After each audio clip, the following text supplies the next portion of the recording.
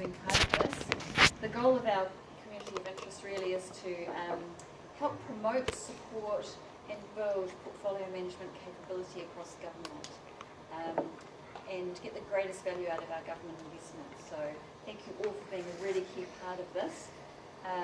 Also, if you think there are other people in your organisation or people that you know that would like to come along to these sessions, please feel free to extend the invitation to them as well.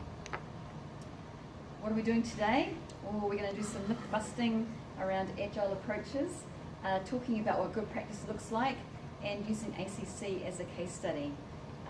We'd also welcome your views and experiences during the workshop as well, so we'll let you know when it's a good time to have a chat about those. Before we get into the session, you probably already know there's an earthquake, drop cover and hold, preferably away from windows. If the fire alarm sounds, please go to the nearest exit. Follow the Treasury folk, will help you find your way down. And we meet just outside the Heritage Building next door, Turnbull House. And the bathrooms, they may have been pointed out to you. You know where the coffee area is? The bathrooms are just to the left of that, so if you do need to use them, please just get up and do what you need to do. Okay, we're videoing the session today so that those members who live outside Wellington can also benefit from the session. So thanks for bearing with us on that. So the session's going to be about 60 minutes long. We're trialling this new shorter format and really welcome your views on this approach, maybe after this, or you can email me. And at the end, we also want to get some thoughts from you about what you'd like to discuss in the next community of interest. So have a wee think about that, park it in your mind, and we'll talk about that at the very end. I'll also stay after we finish, so that if you do want to have a chat about anything, just come up and have a talk to me, and so will some of my colleagues, so feel free to engage with us afterwards if you need to. But right now, it gives me great pleasure to welcome Erica Barden, Head of Agile at Frank Innovation and Transformation. Erica is highly regarded for her expertise and her pragmatic approach to using agile techniques to improve project and portfolio performance to achieve business outcomes. Erica is an experienced project and program management practitioner who has kindly agreed to share her learnings with us today. Erica also runs Agile masterclasses and Agile leadership courses, which is a great way to share her considerable expertise. Thank you, Erica. The stage is yours. Thank you very much. Thanks for that very kind introduction. Thank you very much, everyone, for coming. I appreciate you guys taking time out of your day, but it's really interesting to see how much interest there is in Agile, so thanks very much for that. There's room at the front, folks. And standing room at the back. There's a seat down the front. In terms of an agenda, so it did go out with the initial meeting. Because we're Agile, we're going to mix it up a wee bit. But there are some things that I do want to cover, so I want to do a bit of a myth-busting session. There is a lot of talk about Agile, so really keen to talk about what it really is, and just as importantly, what it's not. I want to talk about Agile versus Wagile, because there's quite a bit of that going on, and then Waterfall, and look at where you should use what type of approach, and then talk a little bit about where we are at ACC. So we're very much on the start of our journey, okay? And Agile is a journey, it's not a destination, so it's going to be a long-term thing. But I was asked to come here and share some of the experiences that we've had to date and talk about how we got to where we are, why we're changing, and why and where we want to go from here. And then as Lisa mentioned too, we'll talk a wee bit about the end as to what you guys want to do as a community. So moving forward, if there's more interest in Agile, how do we harness it and leverage and learn from each other? Does that sound okay? Cool? Yes. Great. Okay. Yes. Excellent. Thank you. It is only an hour, so it's going to be pretty light touch. If you do have any questions along the way, feel free to ask them, and we will hopefully have time for some Q&A at the end as well. All right, so who am I and why am I here? I'm not going to get esoteric on you, but just in terms of, I think Lisa, thank you very much, summed it up really well. My background is in project, portfolio and program management, and I've run an EPMO, so I'm very familiar with the traditional way of doing things, or the way that lots of people are still doing things. So I come very much from a practical background, and knowing that we still need to deliver on time, within a budget, we've got a scope we need to do, but there's a real focus on quality and value. So I very much have an understanding of how difficult and challenging for some people and organisations that actual transition to a different way of working can be. As part of my career, I started doing some project rescue work. So going into organisations and helping them get projects that were off track back on track or actually kind of moving in a different direction.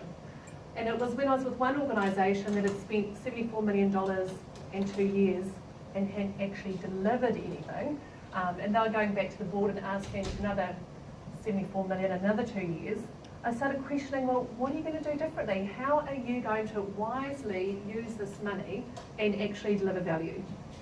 And they couldn't tell me how they were going to change. And so we said, no, you can't have it. You actually need to look at a different way of delivery, and actually deeper than just delivery, looking at the leadership around that as well. So I actually took myself back to university, did a master's in advanced leadership practice, and did my thesis on agile leadership and delivery. And this is the space that I'm working in now, and it's lots of fun. All right, so if we start with the basics. So again, a lot of talk about agile, but a lot of people probably don't really know what it means. So when I think about agile, I go right back to the manifesto and actually look at what are the values of agile, and I think this is a really great place to start. And there's only 4, so it keeps it nice and brief. But what agile values is individuals and interactions over processes and tools. Okay, it really is all about the people. And so you can spend loads of money on all sorts of different architecture or infrastructure or systems, but unless you have the understanding about why you need to change and how you're going to change and what benefit that brings, you're actually not going to see any real change. Agile also values working software over comprehensive documentation. Okay, this isn't to say we're going to throw out all documents. Okay, we absolutely still need documentation, but only where it adds value. And the focus shouldn't be on completing screeds and screeds and volumes of paperwork that take a lot of time and money to actually create, and often not a lot of people have the time to read or digest them fully. Sound familiar? Okay, so we're saying you still need documentation where it's valid, but what's actually more important is actually getting working software or products or services in the hands of your customers as quickly as you can. Because it is way more effective to get feedback from your customers when they're actually looking at something or have an opportunity to touch it and feel it and play with it, rather than read a document about how it should work. What we also say is that customer collaboration is key, and that's way more important than contract negotiation. So still, obviously, we need contracts, absolutely. The way we do them in an agile environment is changing, but the way we interact with our customers is really, really important. And by customers, that could be your end users, it could be internal stakeholders, people within your business, the ministers, all sorts of different people can be your customers, but you need to involve them as often as you can at every stage of that journey. Not just gathering requirements at the end and delivering requirements at the beginning and delivering big bang at the end, because often you don't deliver what they really want. What I think is one of the biggest changes though in an agile environment compared to a traditional environment and running a traditional type portfolio is how we look at change. Like, so again, traditionally, there's been lots of focus on planning up front. Okay, whether it be business cases, Gantt charts, all the types of things that most of us do on a daily basis in terms of getting a sense of security about where we're heading. You do that to a lesser extent in a slightly different way in Agile, because we're really open and call out right up front that there's lots of stuff we just don't know. Okay, we absolutely need to plan, but you don't get locked into a plan which says you need to deliver certain things on certain dates and go through certain phase gates. So there's a very different way of governing and managing and planning. And the idea there is that yes, absolutely need a plan, but you need the ability to change and adapt really, really quickly. Especially in long, big pieces of work that are really complex. There's absolutely no way we can right up front understand, articulate and estimate exactly what's involved and how long it's going to take. So we just need to be open and honest and have some flexibility to move and adapt as we go. All right, there are also 12 principles associated with Agile, and again, these are written in the manifesto that was created in 2001. I'm not going to go through all of them. They're pretty self-explanatory.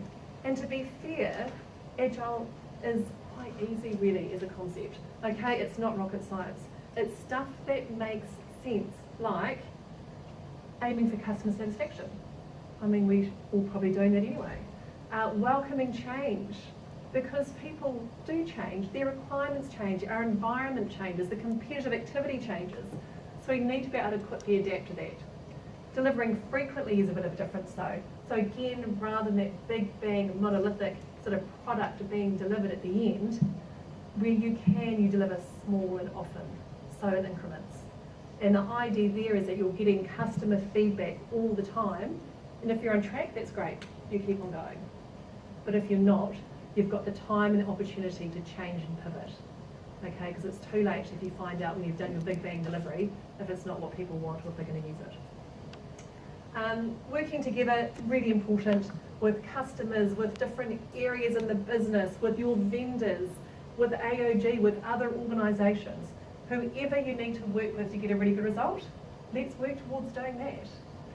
And what's interesting too is that you get a more motivated team, because the team members actually feel like they're delivering real value. And because within Scrum, which is the most common approach, you're actually playing back to your stakeholders every fortnight, you're getting really valid and regular feedback, and you get pats on the back, which is great, or you know very early on if you need to pivot. So that feedback loop is really important. And the teams actually are more motivated and deliver more. So there's an increase in productivity through this sort of way of working. Face-to-face collaboration is key. So less about sending out emails, more where we can, having a kind of environment like this, where you can see people's non-verbals and make sure they're actually understanding the message you're trying to get across, rather than make assumptions. And where we can't, like we're doing here as well, doing it by technology. Okay, we can't always have everyone in the room together, particularly when you've got cross-functional teams, might be working with people overseas, but where we can, that face-to-face, that you can eyeball people, really, really important. Working software is important. This could be software, products, services, so you can interchange all those kind of words. Again, it's harking back to show people early. Don't just write about it. Let them get their hands dirty and play with it, or experience what it's really like for them, because again, then you get really live, good feedback that you can incorporate into future iterations. Constant pace, because we are sprinting a lot of the time, and that evokes a sense of urgency, and part of one of the benefits of Agile is faster time to market, but we've also got to look after our team members. It can feel exhausting working at a really high pace all the time. And so there's a role in Scrum called the Scrum Master, and one of their key roles is to look after the health of the team. And lots of other things as well, but making sure that the team is delivering at a constant pace, they're not burning out. You don't have the heroes who are working nights and weekends, but working together as a team. And when it's a sustainable pace, that's when you're able to start projecting as to how long it's going to take to deliver, how quickly you're getting through your backlog of items that you need to do, and when you're likely to deliver future items. Good design, that makes sense. You want to build that in from the start. You want to make things simple wherever you can. A complex issue doesn't always need a complex solution. And self-organising. So this is a wee bit different in terms of it's not the top-down kind of traditional triangle hierarchy. You don't have a project manager telling teams how to deliver, when to do things and what it should look like. You're actually playing it back to the team going, guys, this is a problem we've got to solve. You're the experts. What do you think? And that's quite a key difference, but it brings out some really different outcomes. Okay, again, as opposed to doing things the same way we've always done them. And reflect and adjust. Okay, that's a really, really important part of Agile as well. It's taking the time out of our already busy days to actually sit and focus as a team and looked at what worked well, what didn't, and how we can improve. It's a constant improvement process. All right, so I talked about Agile being a mindset as opposed to a methodology. When I think about methodologies, I think about Prince 2. Okay, so super detailed and prescriptive, down to the point, as probably most of you know, in terms of like labelling files and that sort of thing. So Agile's not like that. Agile's an attitude, it's an approach, and it provides a framework, but there's a lot of flexibility within that framework. And that's why it's both a beautiful thing and can be a really challenging thing, because it's not a cookie cutter approach. You can't rock up and go, okay guys, now we're going Agile and this is what it's going to look like. Because although you've got those values and principles that you want to adhere to, there's lots of different flavours. And it's an evolution process to work out what works for you and your teams and organisations. All right, so just as importantly as what Agile is, it's what it's not. Okay, and just because you're putting a football table and some beanbags in your office doesn't mean you're going Agile. Okay, and it doesn't mean not having a plan, because there's actually more planning in Agile. One of the Scrum events is a daily stand-up, which is literally held daily. So every 24 hours it's a mini planning session. You talk about what you did yesterday, what you're planning on doing today, and if there's any impediments. So it's detailed, okay, and it's very specific. It's not some airy-fairy concept where people just go off and be cowboys and it's a bit chaotic. Okay, there's a lot of governance around. Stand this side. Sorry, folks. Thank you so much. Good day, cool. Some people say, oh, we can't do estimates for Agile. You can absolutely do estimates, but again, they're just done in a different way. And I don't have time to get into detail, but it's not about time. When you do estimates in Agile, you look at size, risk, and complexity. So there's quite a change there. Obviously, it needs to reflect in a time-type plan because there are always deadlines, but the way we actually estimate internally is quite different. Talk briefly about governance. It's not the traditional governance. It's a different way of looking at groups like the EPMO. So we were talking about this earlier, and some people were saying, oh, the EPMO feels like it's project police or the fund police. Okay, traditionally the EPMO has been there to help with governance. Sometimes for people in project land, it feels like a bit of a command and control, you must do this before you can do this type scenario. The relationships with EPMOs change in Agile, because you still need them, or a variation of them, because you absolutely have to have governance. You need to have reporting, you need to have accounting, you need to have benefits realisation. All the stuff that you need in traditional projects, you still need to have in an Agile environment. It's just done in a different way. And part of that is less paperwork, so it's a leaner in terms of the amount of documentation, but it's more visible in terms of having more transparency and different ways of showing progress, like having a showcase or a review session, where every fortnight you invite people, your key stakeholders or users or end customers, to come and actually see what you've delivered or developed or created in a really short period. So it's an interesting dynamic with the EPMO, but we still need that level of governance, but often there's a bit more flexibility within that. And it's funny too, people say, oh, it's Agile, no one's accountable. How can you not have anyone accountable? We're spending people's money. You absolutely have to. And in Agile, it's very clear as to who is accountable for delivery. And in Scrum, it's a product owner. They're the single ringable neck. Okay, and you have to have that, because if you don't have a person nominated to be accountable for delivery, then there's all sorts of finger pointing and blame and stuff can go on. So that's really, really key. And we've talked about the fact that it's a myth to say there's no documentation, because you absolutely need it, hopefully a lesser level and more valuable. And it's not just for software projects. Okay, so it did start, it was a group of software developers who got together to write the manifesto, and they were frustrated the way that traditional projects had been delivered. But since then it's really evolved, like Agile itself, and there's all sorts of industries using Agile to deliver. So it's used in construction now, it's used in, we're working on a project in L&D, there's a culture change piece, there's lots of different ways you can use it, not specifically or just for technology projects. Is that all okay so far? Alright, fab. So I did mention before that Agile's a journey, it's not a destination. It all sounds really cheesy and a bit twee, but it's really, really true. And there's a great concept that's taken from Japanese martial arts, and it's shuhari. So at the beginning, when you're just learning, you're the student, and you do everything you're told the way it's been prescribed. Okay, and that's a little bit like Agile, especially if you're thinking, and I'm talking mainly about Scrum, because that is the most popular approach, but Kanban's fabulous, different aspects of Lean, Six Sigma used to be really popular a couple of years ago. RAD and XP been around for 20, 30 years, okay? So it's not new, but the concepts are the same. When you start out and you're learning, you do as much as you can that's kind of standard or within the framework. As you evolve, then you get the opportunity to change it and flex and see what works for you. And when you get really, really good, then you can kind of throw away some of the frameworks and focus on what's specific to your needs as an organisation. So in terms of where we are at ACC, we're very much at the start of our journey. Okay, so we're at the shoe stage. And there's a lot of stuff that we're doing, and it's really exciting, and that's what I'll share with you very soon.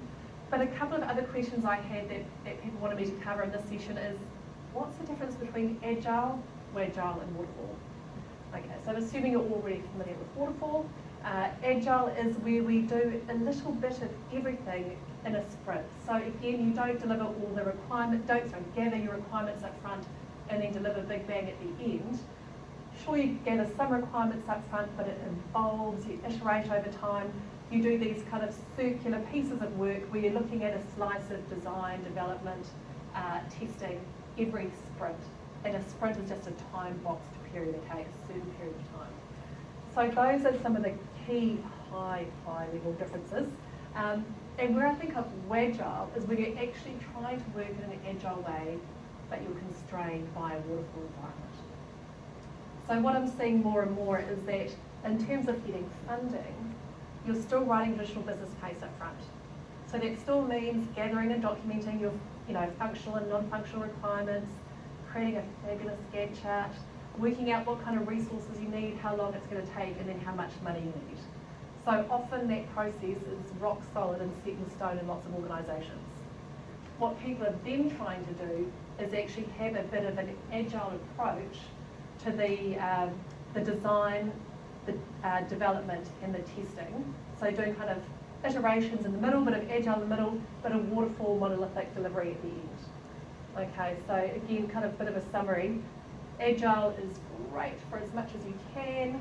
Waterfall is often how all of our organisations are set up like that to start.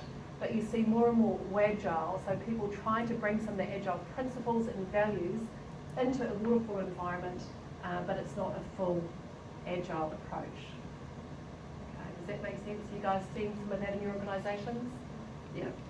If you may be going to cover this, but just thinking about that traditional business case and how you secure your funding, has there been any thought, or are you going to cover how you do your business case, or whatever it's called, for the Agile project? So I don't have time to get into detail, Yes, but it's a very, very good point, because Yes. that's kind of the place where lots of projects initially get stuck. Yeah. What we're trialling at ACC is going scaled Agile and actually looking at program increment planning. So having a plan for a quarter, and those roll up into your sort of annual plan and your funding drawdown. But it's less specific and detailed as a traditional sort of business case. There's a lot less pages, there's a lot more calling out of, we're making some assumptions because we don't really know this, but we're going to firm it up as we go on a journey. We feel like it's going to cost about this much and take this long, Yes. and this is what we're going to focus on in this first quarter. As we get through that quarter and we look at what we've delivered, how long it took, what kind of resources, what kind of value would actually come from that, then we might change up a little bit what we're doing next quarter. That our outcome or that end result is going to look like whatever it might be in terms of what you're trying to Quite achieve. an iterative process, building on each stage It through, is. and the same with the funding and the approach to governments to Yes. have funding. And that minimises your risk in terms of Absolutely. delivery risk, acceptance risk, and the cost. So lots of CFOs, once they get their head around it, actually love Agile because you're reducing your risk all the time. And I was talking to a friend at one organisation, and she was saying they spent $250,000 on a piece of work and then canned it and said, actually, look, this isn't working, we're getting really poor feedback from our customers, we thought they wanted it, actually, but they don't. And initially she was a bit reluctant to kind of go back to the board and say, hey, look, we've spent this money and we're going to cut it. Her manager said, I am so pleased because you have actually saved me, $3.5 million. Because had we continued down this journey, we would have had continued to spend the money, kind of got down that track and just felt like we needed to complete it. And you see that a lot in different organisations and projects. So it's really nice having those check-in points all the time and going, are we actually still delivering value? Are we doing the right thing? If we're not, let's cut it there and move that funding and resources somewhere else that adds more value. So there's some very, very different conversations that are starting to happen at an exec level and at board level. This is actually pulled straight from a pack that we did for our exec because they were asking some questions. So our CFO was like, cool, understand the concept, it makes a lot of sense, but when should we go agile and when should we just use waterfall? And so we tried to bite our tongues and say just do agile where we can, and actually tried to work out where should you or shouldn't you use it. And so we discovered that if you've got a complex, high risk or long project, well actually Agile's a really good way to deliver it because you know less up front. There's more uncertainty. So again, having that iterations and feedback loops all the time is really, really important. And then we looked at some of the success criteria. How important is it that your customers really like or want to use or are going to kind of adopt this new, could be a process or a service or a product? And we thought, okay, cool, so if that's really important, then again, Agile's a great way to do it because you're involving them at every stage along the way. And then we're like, okay, so what other criteria might we have? What about delivery? Does it have to be, a big bang, one delivery at the end? If it doesn't, then again, Agile's great. If you can release some of those features or that functionality earlier, then people get the benefit earlier. And so what we really came down to was that if you do have a piece of work like a CRM system or an analytics platform, you can't deliver that kind of piecemeal. You know, not the detail, but you know what you want to achieve at the front, and particularly if you've done something very similar before and it's been successful in a waterfall environment, then do it that way. But what we came down to is wherever you can use the Agile values and the principles and the approaches within that. Because even the pure waterfall projects these days, you're still seeing a lot more of that customer involvement where you can. You're still looking for those feedback loops. So I think we are moving away in small steps from that kind of traditional way of delivering and more towards a customer-centric mindset. Okay, there's so many people going Agile. It's really exciting. It used to be a smaller number and it used to be led by the banks and the insurance groups. And for me that was really interesting because I used to think of banking as a bit old in stage. But they were one of the first in New Zealand to adopt it. And one of the reasons for that was how competitive their market is. So if they're not fast to market, they lose customers. And you see the same thing happening with Vodafone and Spark. Very agile in terms of making big commitments to moving that way. Some not great press around how some of them have done it. I think if you want to be agile, it should be a big bang approach. So having a flip day where, as of this date, we're all going to be agile kind of goes against some of the fundamental principles, but that's okay, that was their version of it. But you see more and more now in our sort of government agency space, organisations wanting to work in a more agile way. So obviously we've started at ACC, there's fabulous work happening in stats and MSD, we've got getting some great learnings from MSD. Inland Revenue, we're talking with them at the moment too. Education Payroll has recently delivered a very, very successful project using SAFE. So I'm not across the details. This is when I went out to some of my network and said, hey guys, what do you know what's going on? And I got bang, bang, bang, bang, bang, bang, bang. There's all this stuff happening in this kind of agile space. And so I think that's really good to see. And obviously a lot of interest due to the numbers being here today. So I think what I'm keen to look at shortly is how we can leverage learnings from each other. Okay, because some organisations are much further down the track and some are just starting. And again, it's all about shared experiences, failing fast, but sharing those failures or those learnings so other people don't make the same mistakes. All right, so why are we moving to Agile at ACC? Well, we've had some really big, expensive, long-running projects that probably could have been done in a slightly better way. So we're getting some learnings from that as well. But it's all about reduced budget and delivery risk. So that's really key for us because we have spent tens of $millions on some really big platforms, and now that we're actually getting that into place, we want to leverage that and actually be more agile on top of it. We struggled too with having delivery bottlenecks. So whether it be kind of release management or dependencies on different teams who we're waiting for to deliver, we want to try and minimise that as much as possible and have a more of a smoother process. We want to be able to change partway through projects. And that would seem horrific a couple of years ago if you told someone that, especially the EPMO, but they're really on board too, going, actually we understand that the requirements may have changed, or that the integration was way more complex doing it this way than we ever expected. So you need to have that ability to flex.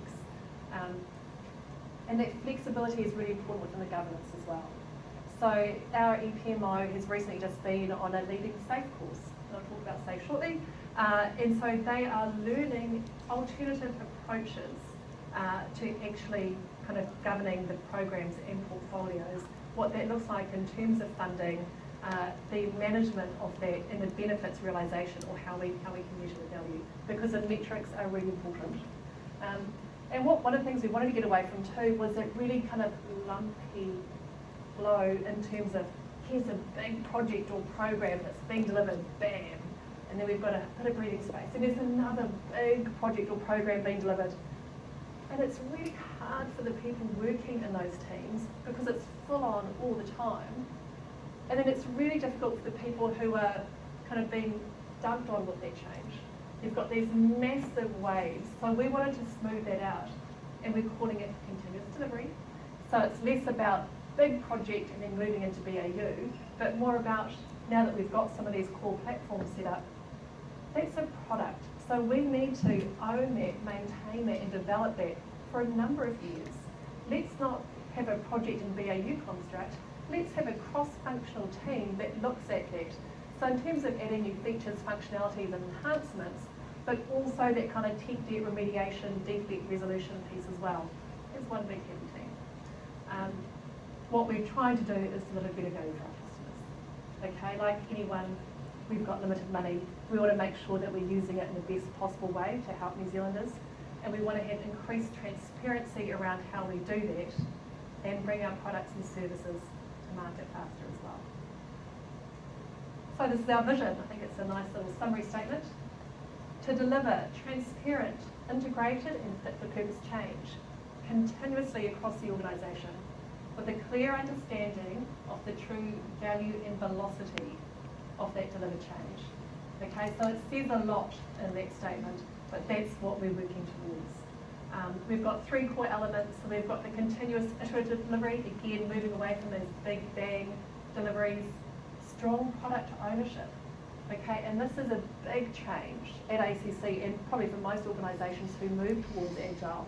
It's less about business owners and more about product managers or service managers, and there's quite a different dynamic within that. We talked about the governance models, and we looked then at frameworks. So we wanted to do Agile not just at that team delivery level, but to really harness the benefits that Agile can bring. It's a case of, well, what can we do organisational-wise to make us more Agile?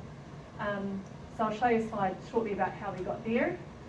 And then we need to look at actually when we are delivering, what does it look like? Is it Scrum? Is it Kanban? Is it some variation thereof? And so we've decided that within the kind of project space or the delivery space, it will be predominantly Scrum where that's appropriate, but we're using Kanban in a lot of our operational sense as well. And one of the key differences there is you're not so time boxed. It works really, really well in a BAU sense in terms of visualising the work that's on, minimising work in progress, understanding who's doing what, and enabling people to pull the work to them rather than it being pushed by a manager. Workforce management planning might have to change as well. Okay, there's actually different roles now that we're having in our organisation. So working with the OD in terms of, so what does it mean if a person used to be a project manager and now they're interested in being a Scrum Master or a product owner? What training and support do they actually need to successfully make that transition? Because remember, it's all about the people, not the process. And it's a real culture change, okay? And I can't stress this enough. It's not just a different way of working. It's a different way of thinking and acting and behaving and interacting and showing progress. And for a lot of people, that can be quite difficult. especially in that kind of senior management and exec level where they've done certain things a certain way for a long time and have been really successful because of it. So we're spending a lot of our time at that senior management level at the moment going, hey guys, you seem really interested in Agile, that's awesome, it can bring you all these benefits, but you personally need to change. And this is what it means for you and your area. And those are really key conversations that need to be had, rather than the exec just thinking, cool, we're going to do more with less. Go and do it faster. Go, you know, it's yes, that's a lovely byproduct, but it's not just about that. And it shouldn't be a cost-cutting tool, it shouldn't be a headcount reduction tool. Okay, and it's not about getting more people on board either. It's often repurposing the people that you have and developing some of those other skills and capabilities within your teams already. All right, so when we decided we wanted to go scaled Agile, and by that I mean we want to look at that organisational agility and how do the delivery teams not brush up against some other areas like procurement or talent and those sorts of areas. We looked at different scaled models, and this is literally the matrix that we did. So it's a case of, here's half a dozen of some popular scaled Agile models. What do we think is going to work for us, and what's important to us as an organisation? And we ended up with the ticks and crosses on a matrix, and defined by, again, categories like, is it based on Scrum? Because we had Scrum teams up and running, we really believe in the value of Scrum. Does it fit with our organisational culture? You know, so we are not a Spotify. Okay, and Spotify works great at Spotify, or organisations that are young and dynamic and doing things that are not the stuff that ACC does. So we had some really good conversations. To cut long story short, we named on SAFE. Okay, so SAFE stands for Scaled Agile Framework. It's changed a lot in recent years, which is great because it used to be quite prescriptive, but there's enough prescription within it that people within our EPMO feel safe, that there is actually a strong governing model and some really good direction as to how you should be doing things. So we're going down the safe route. And as part of that, as I mentioned before, our leaders need to really get on board. They need to understand and lead the change from the front. So that's why we're working with the exec, we're working with the head of the EPMO in different areas within our organisation to make sure that people genuinely understand it and that we are seeing it from our leadership team. Because if they're asking for things like your traditional status report with your RAG status and that sort of thing, that's fine if we've agreed to do that. But if we're talking about more, they need to come to a review session and see the product and listen and come to the demonstration, then they actually need to be doing that too. So we're trying to run some exec members with Kanban boards and that sort of thing, and actually get them along to stand-ups. Because if it's not led from the top, then like any change, it's not going to be embedded or embraced. We're not doing a flip day. Okay, it's not going to be 1st of July or whatever date it might be, and we're all going to be agile. We're taking a very deliberate, phased approach. So we've set up 4 pilot areas. One of them is digital, which has been actually running Agile for a couple of years. So they're very mature, and part of the reason they're in the pilot is for us to get learnings from them and to how they overcome some of the obstacles with working in a very waterfall environment when they first started. We've also got M365, so looking at the Office product suite, and we've started it up from scratch. So it's looking at what does the Scrum team look like? What sort of resources do we need? How much time do we need? How much is it going to cost? Looking at the epics or the big chunky pieces of work that they want to do, and then kind of breaking it down and going, well, how long does it feel like it's actually going to take to deliver that? So we're running that straight from fresh, it's great. We've got another product that we've had a big bang delivery on and has been in BAU for a while around the levy collection systems. And we're transitioning that away from, again, that kind of traditional construct into that pure continuous delivery. So we've set up product owners, product managers, just hired an RTE, a release train engineer, and working through all the HR talent side with that. And then there's analytics as well. So again, that's a project which has been very traditional in terms of its approach. It's got an end date fast approaching. We wanted to have a bit more visibility and flush out those issues early so we had a chance to do something about them. So we've got 4 key areas. But what's very interesting as well is that there's heaps of organic agile happening. So at last count, there were about 20 projects that we knew of that were just kind of doing it on their own. Okay, which is one, awesome that they want to be doing Agile. Two, a little bit concerning because then we've got different types of Agile happening. So at the moment what we're doing is we've brought some great coaches on board. We want to, not standardise is the wrong word, but have more of a consistent approach. So kind of wrapping more of an ACC wrapper around them. Don't have time to get into too much more, but we've got a number of streams that we've set up to focus on the different areas. So frameworks and governance is probably most appropriate to this group. And they've got a Jira board, so again we're trialling Jira as our electronic tool. They've got Kanban boards, and what they do in here is actually identify all of the activities they believe they need to do to create, document and share the new frameworks, the governance ways of working. And this is proven really, really beneficial in terms of the openness. Everyone's working open. Everyone can go and have a look at this, look at their Kanban board, understand what's been done, what they're working on, what they've still got to do. So lots of really great work happening. But as you can see, we're very, very much at the beginning of our journey. Okay, we can do you want to do 5 minutes Q&A if you've got any stuff on that, and then I'm really keen to get into where we want to go as a community.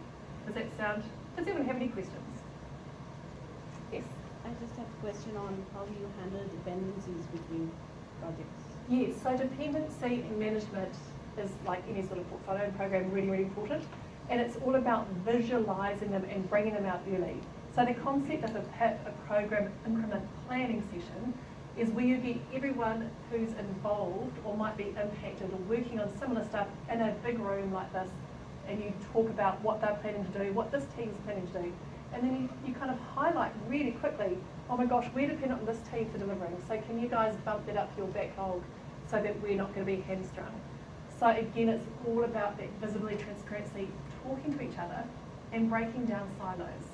And there's some really good techniques to actually do that within Agile, like that sort of PIP or the big room planning session, because you're right, and that's something that we've struggled with, and lots of organisations do, is not understanding dependencies before you get into something, and then being held up because you're waiting for them to deliver. Do you conduct things like Scrum of Scrums? Yes, we do. Yep. And so Scrum of Scrums is where you get members, often Scrum Masters or product owners from multiple or related or interested Scrum teams together to share what's going on and share the dependencies and help actually work through them at that Scrum of Scrums level. So then that's the question. How do you first socialize? Like sometimes you don't even know when you're dependent on someone. Yes, right? yeah. So how do you socialize? Do you say, hey, I'm starting this project, are you interested? Yes, Or do you so you can do that. Or we run communities of practice as well. So we've got a Scrum Master community of practice, and the Scrum Masters come and chat about what they're doing. Then another Scrum Master might go, oh my gosh, are you doing that? Because that feels like it's related to this. We should come to a review session, let us know what's going on. We do some like town hall type sessions where people have the opportunity to share what they're doing and what they're planning on doing, and that flushes out a lot of this sort of stuff as well. It's all about communication and visibility, because like you say, if people don't know this dependency, then they're just going to kind of go off in their own way. But it's about lots of sharing and talking and getting people together and busting down those silos. Thank you. Yes. I'm interested in product ownership, Yeah. or product owner role, probably more so, and where it sits. I think in our organisation, when our technology group started using Agile, they kept the product owners kind of in the technology space, which didn't quite seem right. You know, I think they're meant to be close to the customer. So, what's your view on that, and what have you kind of seen or experienced? Sure. So my view Yeah, is that they are representing the business or your customers. Yeah. So they shouldn't necessarily be out of technology unless that's your end customer. So in other organisations, I like to see them actually as part of the business, really representing your end customer needs and wants and desires. And they're the conduit from the stakeholders back into the team. So it's a really, really difficult role, because you need to be a good people person, you need to be able to articulate other people's kind of requirements, you need to be able to manage personalities, and there's often quite a bit of healthy, hopefully, tension in terms of, no, my priority is more important, or this is more important. So they've got to be a good mediator and facilitator and communicator. They've also got to have a really strong, deep knowledge of that product or service. because they need to own the roadmap. They need to be looking ahead as to what's going to happen with that in the next sort of 6 months or year, as well as they own the backlog. They own the prioritisation of that, and it's got to be prioritised by value. They've got to have a really key understanding of what value looks like in that product and manage it. So it's a really big job, and I get concerned when people go, oh, here's the product owner, because they used to be a PM, and they're still doing all this other stuff. It's like, no, if you want to be successful, you've got to have the right person, and it is quite a unique skill set. But when you get the right one, man, it's phenomenal. So you good luck to that. Can I just add that it's not only a question of skills, but it's also a question of authority and... Yes, very good point. Yeah. They need to have delegated authority to make decisions. So they need to be able to say yes or no at a meeting and not have to scurry back to someone to check. Okay, because that's what holds things up. They need to really be empowered by the business or whoever they're representing to make decisions on their behalf, which means they have to be really, really close to those key stakeholders and talk to them all the time so they can make the right decisions on their behalf. Cool. I wanted to ask your comments on a situation that I've seen from time to time, had experience of from time to time. That is, at senior manager level, desire to know what they're getting, by what date, and by how much cost. Yeah. I'm just trying to think about In your traditional iron triangle? Yeah. how do I, in an agile approach, how would that conversation play out? Oh, it's tricky to start, let's be honest, because that's the way we always deliver projects and that's how they measure success. So that's where the culture change piece comes in, and it's a different mindset to how you deliver projects and what success looks like.